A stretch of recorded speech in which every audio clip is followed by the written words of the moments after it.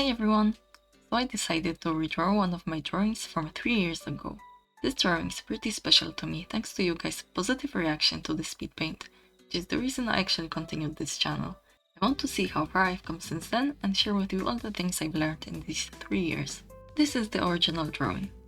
Looking at it now, there is a lot of things I would improve, mainly with the character.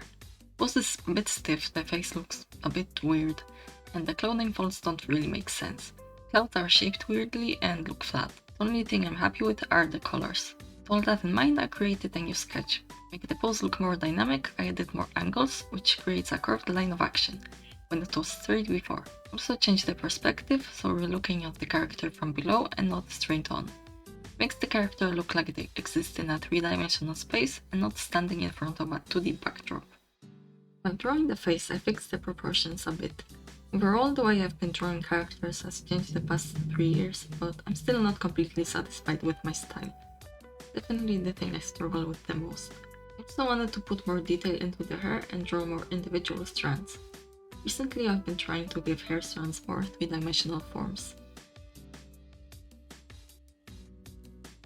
I am using a reference for the goggles, unlike before where I just drew circles and called it a day. Nowadays I try to put a lot of care and effort into every object that I draw, and I think those little details make a difference. When it comes to line art, I've stopped trying to make it super clean and allow it to be slightly sketchy. I find it more time efficient and I think it actually looks better. A lot of the times when I make the lines too clean, the drawing feels very stiff. It loses the dynamism that the sketches have. One thing that I notice now when watching the old speed paint is the inconsistent line weight and big jumps in brush size, which I avoid now and always try to reinforce the lines on ends where they meet, to create a smooth transition between line thickness. Also, I change line weight depending on the density of the object, for example use thinner lines for clothing and hair, and thicker lines for body parts.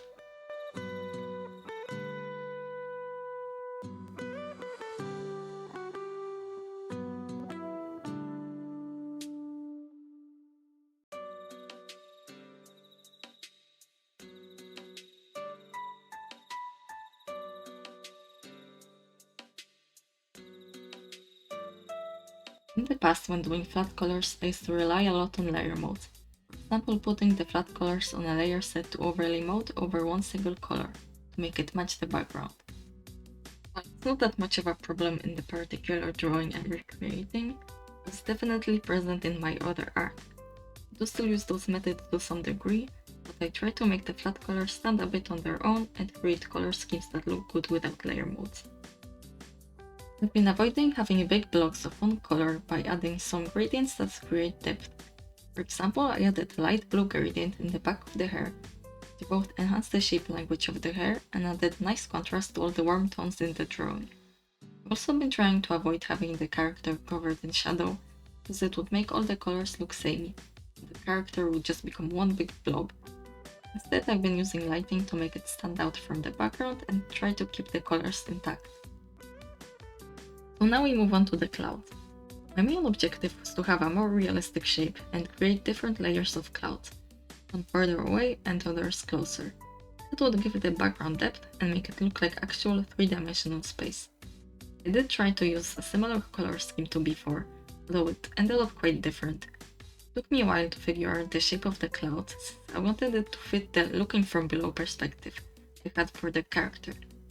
The plan was to have a towering vertical cloud spirals horizontally in the bottom, because that's typically what happens in real life.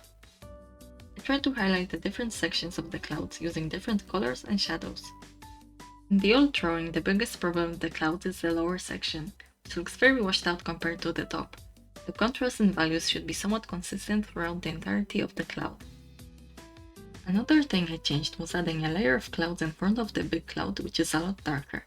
I did keep the thin lines of accessory clouds, but I wanted them to follow the curve in the sky which would fit the perspective, and added shadows to make them look more 3-dimensional.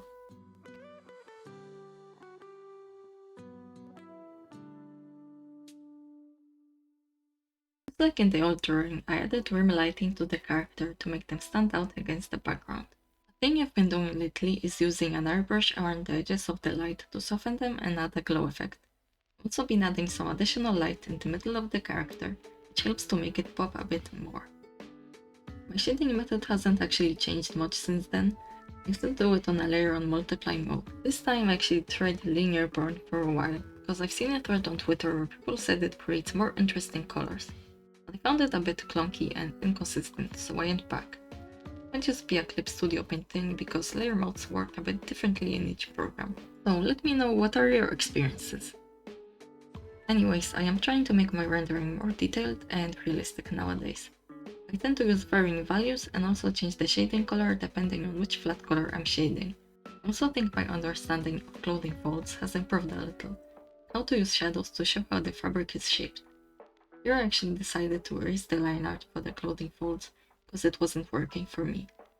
Notice that sometimes changing the line art after shading is necessary, but you can decide the shape better than at the line art stage.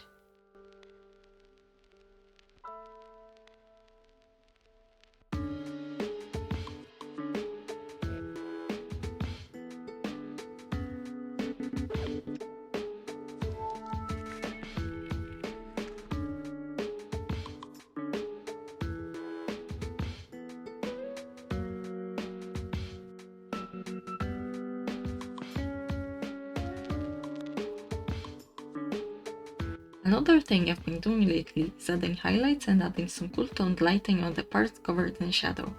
I think it makes them pop out more, but also adds some more variety to the coloring.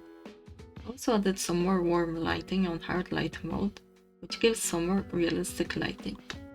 So now I'm just going to be working on the clouds. She'll use the same brushes to render the clouds like in the old drawing, which are the default watercolor brushes. I like to use simple non-textured brushes to draw big fluffy clouds. I did add some accessory wispy clouds with custom cloud brushes to get a more realistic look. I also changed the rendering of the clouds a bit by having the majority be covered in shadows, then put light on the edges instead of the other way around. I think it looks more realistic this way. At some point I've also started using the blend tool to blend the rendering instead of doing it all by hand, which has actually turned out pretty nicely, so I recommend that.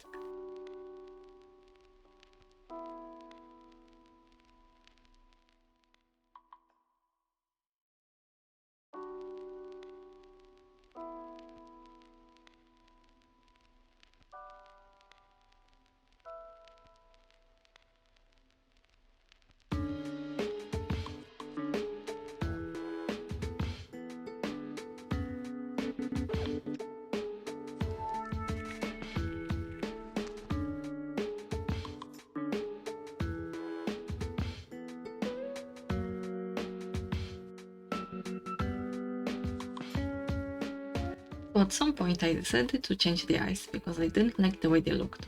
Making big changes like that in late stages of drawing is something that I've learned recently. But in the past I would think, it's already shaded, I just have to accept it.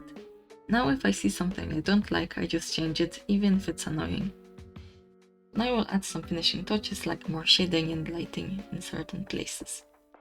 And the drawing should be pretty much finished after that. So this is what it looks like in the end. Overall, I think I managed to improve a lot of the flaws from the original. I think it kind of lacks the charm of the old drawing. I guess some things just can't really be replicated.